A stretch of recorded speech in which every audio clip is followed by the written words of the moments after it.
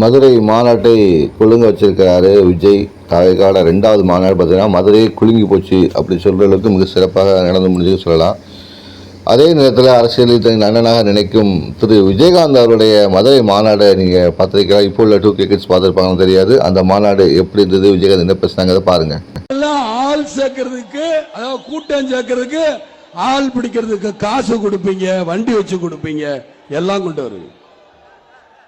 ஆனா என் தொண்டர்களை கூப்பிட்டு வரதுக்கு எதுவுமே இல்லையா? வந்து குபிறாங்களே, அவங்க சோறு கட்டிட்டு வராங்க. நீங்க சோறு கட்டி கொடுக்கணும், ஆனால் என் தொண்டர்கள் சோறு ஆக்கிட்டு வராங்க. அதுதான் அந்த உண்மையான அன்பு. உங்ககிட்ட இருக்கலாம் ஆள் சேர்க்கறதுக்கு, அதாவது கூட்டம் சேர்க்கறதுக்கு, ஆள் பிடிக்கிறதுக்கு காசு கொடுப்பீங்க, வண்டி வச்சு கொடுப்பீங்க, எல்லாம் கொண்டு வருவீங்க. ஆனா என் தொண்டர்களை கூப்பிட்டு வரதுக்கு எதுவுமே இல்லையா? வந்து குபிறாங்களே,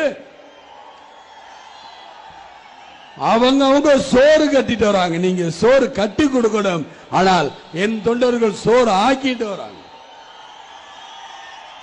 அதுதான் அந்த உண்மையான அன்பு. உங்ககிட்ட இருக்கலாம்